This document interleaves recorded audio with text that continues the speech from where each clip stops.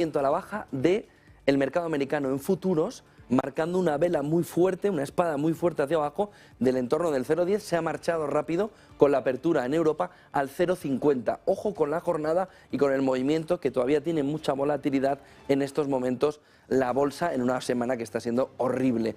9:02 de la mañana, José María Viñas, director del Máster en Relaciones Internacionales del IEB y socio de Square Patton Box. Bienvenido, José María. Muchas gracias, José Antonio. Muy buenos días. Hay mucha tela de cortar en lo geopolítico. Me temo que sí, José Antonio. Vamos por partes.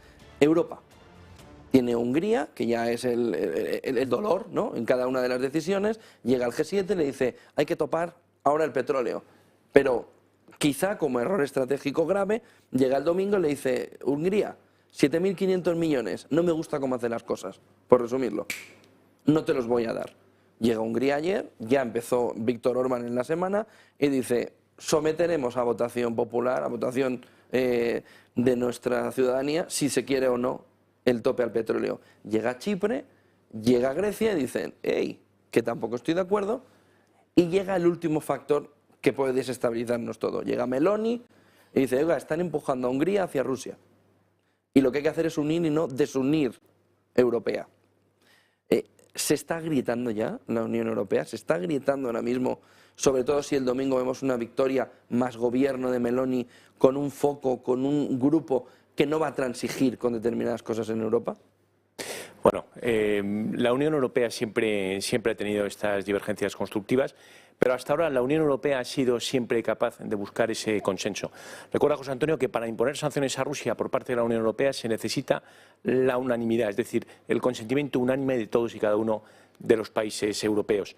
Con tal de que haya uno que se salga, hay que negociar con ese uno, matizar las sanciones como ha pasado en otras ocasiones, dar concesiones, como no, y al final se han ido aprobando los paquetes sancionadores. 7 hasta la fecha y estamos ahora en plena negociación para el 8º.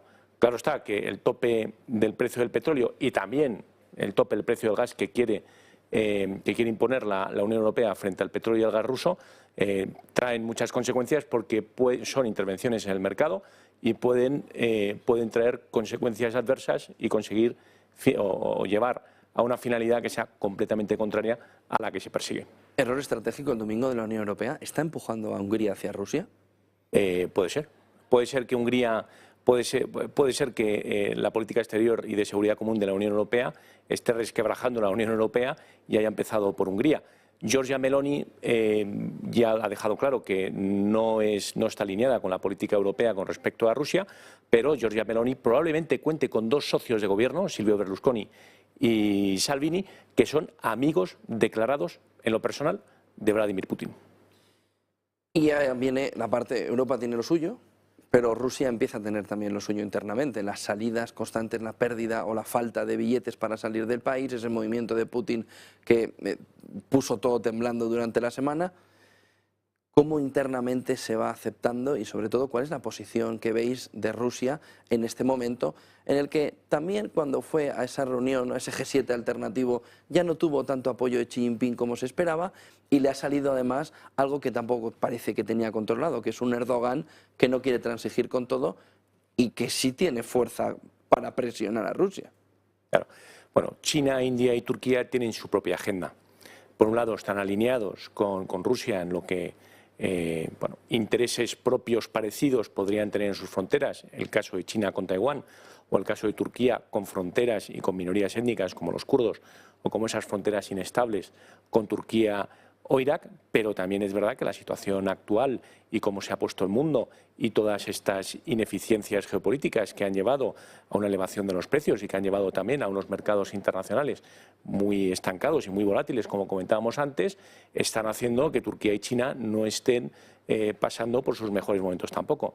Y China, recordemos, el 16 de octubre elige al nuevo presidente del gobierno, elige al nuevo secretario general del Ejército de Liberación Popular Chino y elige también al nuevo secretario general del Partido Comunista. Por lo tanto, Xi se muestra muchas cosas alineado con Putin, pero al mismo tiempo tiene una agenda que le hace ser crítico, como hemos visto en la reunión con Samarcanda. ¿Ha perdido apoyo Putin? Bueno, llevamos 6 meses de conflicto. Los mercados internacionales están hechos unos zorros, están afectando también a aliados suyos que tienen sus propios intereses. y por otro lado no le están saliendo las cosas bien. Luego, aviso a navegantes, es decir, cuando la OTAN se pone a dopar, se pone a alimentar a ejércitos que tienen ganas de combatir, tienen también buenos resultados en el campo de batalla, como estamos viendo con las últimas ofensivas ucranianas. También Putin ha elevado la apuesta, ha llamado a reservistas, ha dejado entrever que tiene ese botón nuclear a su alcance y, por otro lado, en esas 4 regiones de Zaporilla, Gerson, Donetsk y Lugansk, han empezado ya a prepararse los referenda para que pasen a formar o sean oblasts o regiones rusas. Macron ha sido el primero en decirlo en Naciones Unidas, lo ha dicho con la boca medio pequeñita, pero es el primero que habla de una conferencia de paz.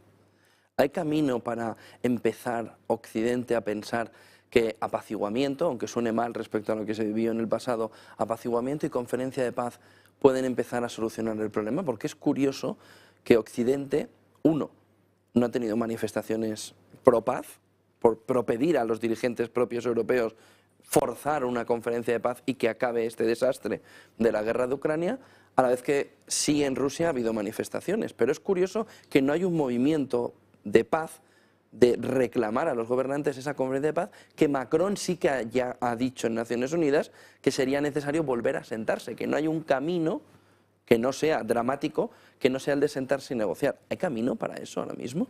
Bueno, estamos notando cansancio en los dos bloques. Es decir, los alineados con Putin ya están empezando a alzar las voces de forma crítica.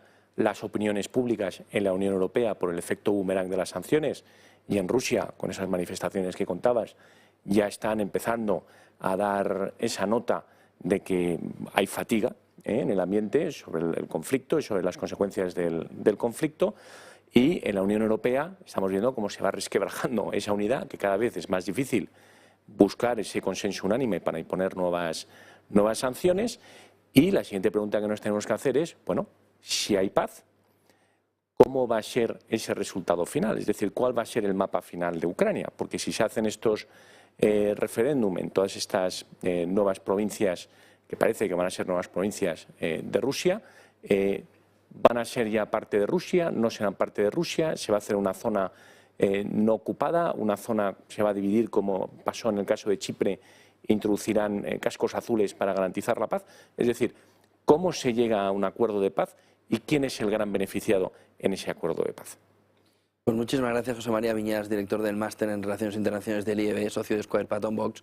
Gracias, como siempre, por acompañarnos. Buen día y buen negocio. Un gusto y buen negocio, José Antonio. 9:10, tenemos el Producto Interior Bruto Español que vamos a comentarlo enseguida. Eva Villanueva te había dejado antes sin contarnos cómo está